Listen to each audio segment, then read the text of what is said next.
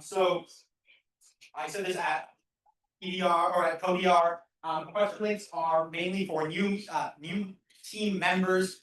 Ask questions that are just general about how a rocket works. Questions that you might think are a little like silly or like dumb. There are no stupid questions, but if you don't want to pause and like ask a question, you can ask it there. People have laptops, how to respond to those questions. It's all in the spreadsheet. You can see the responses there. It's not the question about how does that separation work, what shear pins are you using, something like any technical questions we save for the second one. So the way we do this is we're going to go through every slide once. You're going to take notes. You're going to write the slide numbers. They're all down here. So make sure you can see those. You're going to take notes. You're going to write down questions that you might have, and then the second run through, we're going to skip through every slide that people have notes on and go through it that way. Any questions on that? And I'm going to close that door in a minute. Great, thank you all for being here. Please stick around if you can. If you can't, at 8 p.m. if you have to go, feel free to leave. Where's the Red Bull for one? Red Bull is down there. I assume please be like forget stuff everyone around and make sure that people get a chance to drink Red Bull and don't. All right, let's get started with aerostructure. I have my phone because there's speakers, so it's not being free. Same thing for pretty much that one.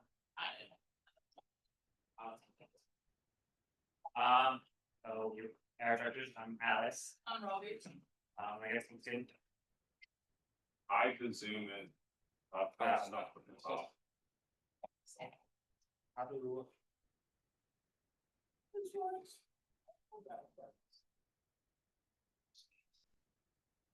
I call this go false. No, there's a. Was there? Yeah, so yeah. You just like hovering on something. Just So here we've got the open rocket diagram for rocket at this stage. Some notable changes from ODR is we now flip measurements and payloads. So you'll see measurement stuff here. Goes down there. Talk about that more later. We have one nose cone now, so it's going to be one carbon nose cone. Talk about that also. And then we also have camera EVAs now. So going to be one that like films radially. We'll have cameras shooting out so we see the flight. And then this one will film the parachutes deploying at machine. That's 59 feet. Here's a picture of separation point. Shooting there. I'm going to represent this. I'm not going to spend too much time harping on it because we already went over it. Just made some tweaks on how I rated everything and then made it a little bit more objective. So, for example, for like flight performance, this time just based on vibes. Now we pick a range from 2,800 or 20,000 to 34,000 feet. And then for every 600 feet that it increases, that goes up a point. So that's what cost and that's right. For that, cost is pretty effective. Customizability we changed because on the assumption we're using the same handles from last year, it really doesn't mean that the student research developed tubes are any better than the bot tubes, other than the fact we can control the thickness, 5 to 2 instead of 1.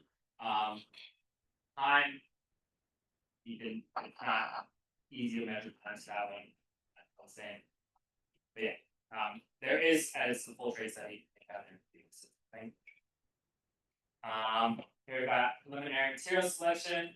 I guess I just want to go real quick. The nose point there, we're thinking 6061 aluminum. We're gonna probably source that by photospace. I've already reached out to them on that and working on the constraints that we need to abide by. Nose cone made out of fiberglass. Top was gonna have carbon fiber, by tubes of fiber, boat tail, similar to things we've done in the past. Fins. Right now we have G10 fiberglass. We'll see what the experiment testing with the carbon fiber 4 will see or will tell us, but right now we'll say fiberglass. eBay G, and then more loading charges will be vinyl tubes. Quicker we use because they're a little simply involved. Camry Bay will be at ABS. Those are steel, Vulcans, 775 aluminum, center getting 61 aluminum, and then we're going to be purchasing airfoil rail buttons, which can reduce drag by 7%. These stand points of that. I have a picture of that later. So we get into that. Alright, so we're gonna go through now how basically everything Rocket connects. So this is a quick overview of just like things on the airframe. So nose cone tip to the nose cone eBay bulkhead, which then the eBay is on top of. It's gonna be a threaded rod, same thing as last year. Blue Loctite in it. Blue Loctite so we can take it out eventually, but also secure. Then we have the nose cone to the nose cone coupler. The nose cone coupler stays with the rest of the lower body of the separation, and then the nose cone just comes off by itself. So that's where our shear things are gonna go. And that's will be the connection there. And then the nose cone coupler will be attached to the body tube with fasteners, which will also hold in the protection bulkhead up here at the same time, so it'll all be bolted in one thing. And then all the way down here, body tube thing pan, we have an interface centering ring with mechanical fasteners around that, like on either side of the centering ring to attach those two together. So then with covering, this is kind of a zoomed in view. So up there is the nose cone, and then down here is the body tube. So the recovery line is going to be attached to the lower body via a U-bolt, which is attached to the protection bulkhead here. And like I said, this is also this protection bulkhead is also ready to be bolted, and that's how the cover is bolted in as well. And then it attaches to the nose cone via an eye bolt that's threaded onto the threaded rod that goes through. So it'll be coming out the bottom of the eBay bulkhead, threaded off the threaded rod that goes through the bulkhead. The tendy is bolted to the nose cone eBay bulkhead, and the D-bag is quick linked to the eye nuts, and then parachutes of on the recovery line. That's with the things. Measurements. So, okay. The threaded rods, so resonance is attached to a bulkhead that is shared with payload by threaded rods. It's kind of difficult to illustrate, but it's rotated at like 45 angle the payload so that it presents its appearance. So like right here, it looks like it's gonna go to the payload. It's not. Payload's a square on a circle bulkhead, so there's like areas where it's not like touching. So the threaded rod's going to go through there, so it's not like hitting payload or anything. And this shared bulkhead is going to be bolted radially. Payload then is bolted to this bulkhead on the other side, again in such a way that it doesn't hit measurements. And during assembly, this is all just going to like get assembled and then be slated as one part. And then the motor, we have a thrust transfer bulkhead that goes above the motor that is ready to be bolted in. And there is a threaded bolt that's going to go through the thrust transfer bulkhead that like sticks out from the other side. That's going to be red Loctite because that never needs to come out. And we discussed having epoxy, but we didn't eventually decide on red Loctite. They like threading like stop it like rotating or anything like that. And then the forward closure of the motor is going to thread onto this threaded rod, and we're going to blue Loctite that. We're not worried about ruining forward closure, just we blue Loctite off with acetone. So as long as we clean it well off the comp, we should be fine. And the thrust transfer bulkhead is pretty bolted. I think I said that.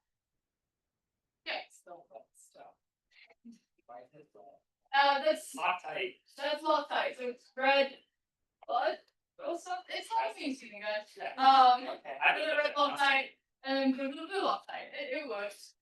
And then the thrust transfer through the airframe. There is going to be some thrust transfer through the worktail, so the thrust flip of the vehicle we're using. It's going to push up against the edge. Tail, and a bit more on that later. So some of the thrust transfer will go through the boat tail. We're not worried about that because while we can't do like FBA or composites or anything like that, It worked on Event Horizon, and that was like full throw transfer. And Event Horizon had the same boat building as we do now, and you have the same order, so similar throw flows. So we're not worried about that. We're also not worried about it because we're gonna have another form of thrush transfer. So it's gonna go splashing through the boat tail, which is gonna go like up through the boat tail, through the mixing volume tubes. The other place where thrush transfer is gonna happen is up at that thrush transfer bulkhead. So it's gonna go through the full enclosure, through the motor rotating boat, through the thrush transfer bulkhead. We can do FDA on all of these things because that makes metal, to make sure that it's safe. And then it's gonna go through the thrush transfer bulkhead and then out the pipes. Yeah. Nose cone. So a nose cone is a roughly 30-inch 1 common 5-to-1 nose cone, which means diameter is 1 and length is 5 times the diameter. We have a 6061 manufactured 1 common nose cone tip, being manufactured by Burroughs H because the shape of the nose cone can actually follow the 1 common shape of the rest of the 5-gloss manufactured nose cone. Unlike last year, which you might have had a conical, but now we can do 1 common. Yeah, then there's a often 1 common shape. There is 6 inches of cylindrical portion so that it can slide onto the nose cone coupler. Yeah, 6.008 inch out of diameter. That's accounting for paint, so based off of last year, how things will with paint. And then, yeah, like I said earlier, the nose cone eBay is held by a good rod and it's connected to that nose cone tip. And see if we will. And then inside the nose cone, we have our nose cone eBay, or full eBay in this pocket. It's a 3D printed pet G sled. It houses 5 batteries. Siren, Easy Mini, Tele GPS, Album Beacon, Field Breakdown, and Breakout Board, 5 screw switches, which are all aligned in a row here for each access. It's nice organization that way. And then the blank face that you see in the leftmost image is space for an antenna, and then all the little triangle things are like nice cable net things. There's also a battery hubba, which you can see in the rightmost image here. To protect the batteries when you're in flight. And that's attached to a 661 aluminum bulkhead with 2 full-circuit terminal blocks, 3D printed covers underneath the terminal blocks to protect it from recovery. And then also underneath there is a handy and an iPhone full function. Is the rightmost image just with the sled, the exterior sled? Yes. Oh yeah, and then this is a better view of the bulkhead. On the side of the eBay bulkhead. It's a handy thing, that's what saying occupied. It's just a handy thing for last year.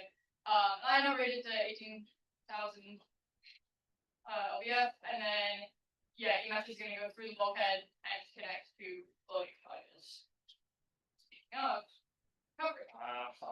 On the recovery, here's the drug overview, push and drag based on previous years, but we have planned that I'll get into later on how to test with, we're gonna do testing with VTOL to get a more accurate, estimate for that, and then, if you wanna see like ins and outs of all the math, there's a spreadsheet and, the error structures folder under recovery, there's this, Google Sheets with all calculations, but these big numbers you gotta read.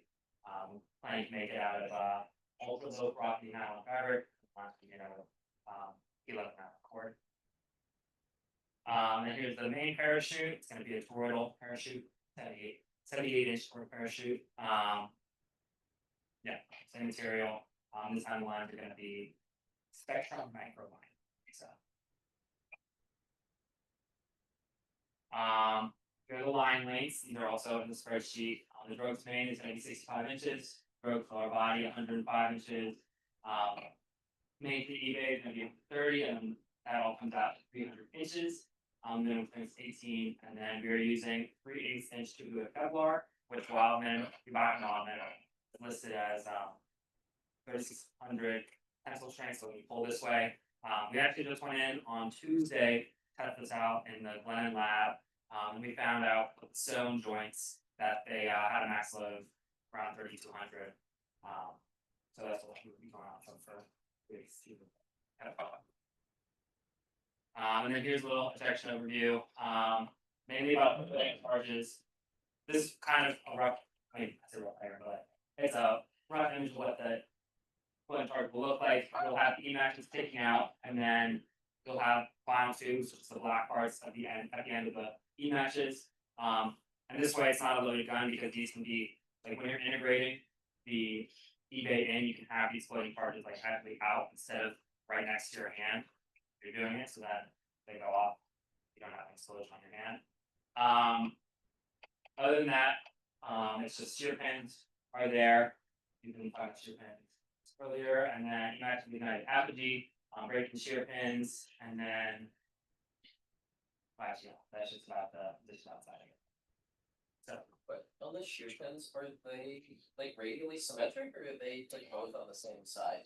that's a good point. Can't This really tell in that picture. we like they would be radially symmetric. I was just showing the general like up down position of them. So those are not actually happening. That picture. Yeah. Okay, and then this is the recovery research plan. So as I mentioned, we already did the recovery line train test in Rod's lab, and then next up to that are going to be we have to test the knots themselves. I'm gonna do a little research about shock factor and what we're going to use. I think right now we're looking for, but we'll see what research does. And right now we've been going off that ride and descent data, but we're gonna. This is what I was talking about the descent drop. We'll work with VTOL and make our own parachutes to get a more accurate reading of the coefficient of drag for the drogue and the main parachutes. And utility charge wells, since they're a new thing, we're gonna test to make sure that they're actually feasible before putting them into the rocket. So that's gonna be a lot of research on that, doing a full ejection test on the ground. And then also we'll talk about cameras in a second, but we have to make sure that the camera that is gonna display the parachutes point and withstand the explosion ejection. Oh, and then this picture I think I wasn't showing you it. We were doing it on the universal test machine by Etron. At the Dalton's train Kevlar line with knotted and sewn ends. The knot snapped at 1,200 pounds, but kind of hard to explain. I know the picture's blurry, but it was a slow-mo video. It was a screenshot from a slow-mo video.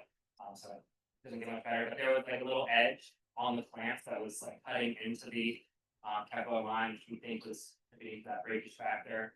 And then this is what I said earlier about Bob and having a strength of Kevlar, or giving the strength of Kevlar at 3,600. And the stitching didn't really do too much to that. And then, like I said, the next step is determining knots and how we're gonna actually attach the parachute to the Kevlar.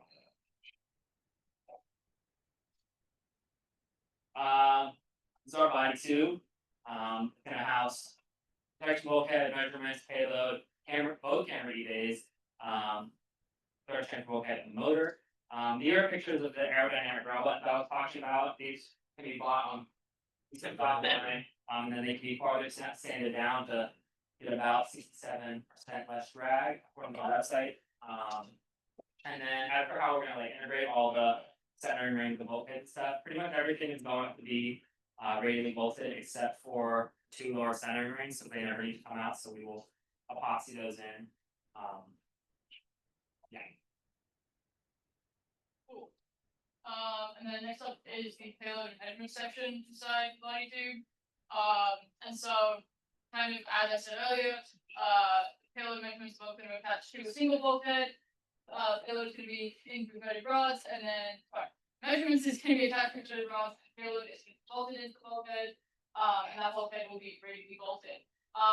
There was some discussion about whether the payload should be staggered between 2 bulkheads or just on one.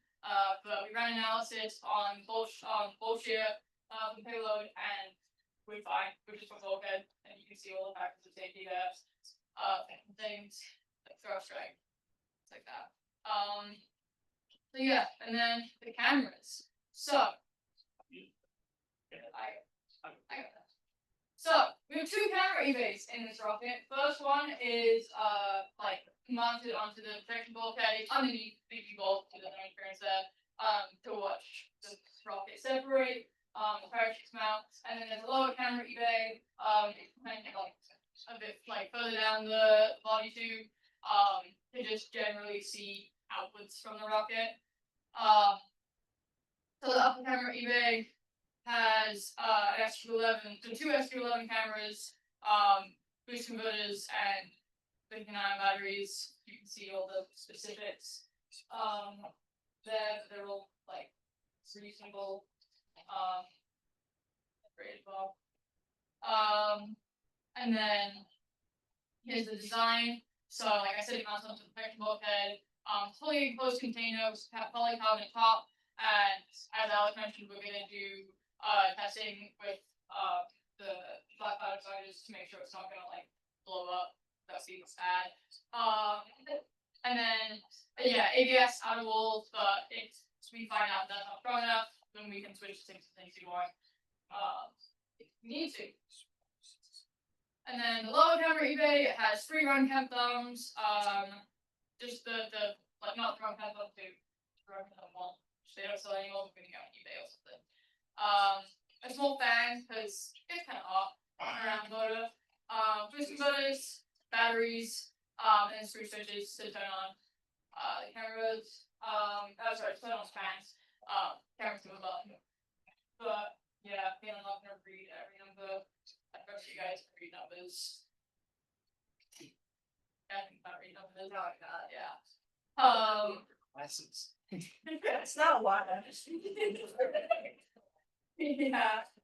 So here's some of the designs. The camera compartment. So it kind of like acts like a really thick centering ring and it like wraps around the motor.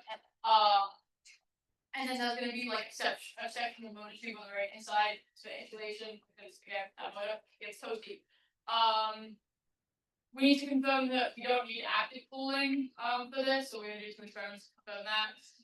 But it's basically just this section replicated 3 times around the 3 cameras that we're gonna have. Yeah. Batteries, fan, upper bulkhead, and screw switches built in, and then the cameras and the boost converters will be hot glue, maybe epoxy. Again, we'll see what works best. This is the upper bulkhead. It can house spoolers if you need to, or it can house adjustable screw switch mounts for easier alignments, depending on what we determine our needs are. And then this is the main assembly. The lower bulkhead bolts to the camera compartment, and then that's what is ready to be bolted to the airframe. And then the motor tube brackets are bolted to the camera compartment. Also, it's not shown here, I believe, but if we were to have a ballast on the rocket, the camera eBay is positioned as such. This is such that the ballast would just mount on top here. So, and that would be at the TV of the rocket. So yeah. Oh, and then here you go. This is full main assembly. Yeah. Oh yeah, and then this is I'm sure maybe go further there, but these like cracks outside here are magnets wires to run through. As we go look in the body tube, you'll also see like centering rings and things like that. Also have like little cutouts along the tube. And that's for magnets wires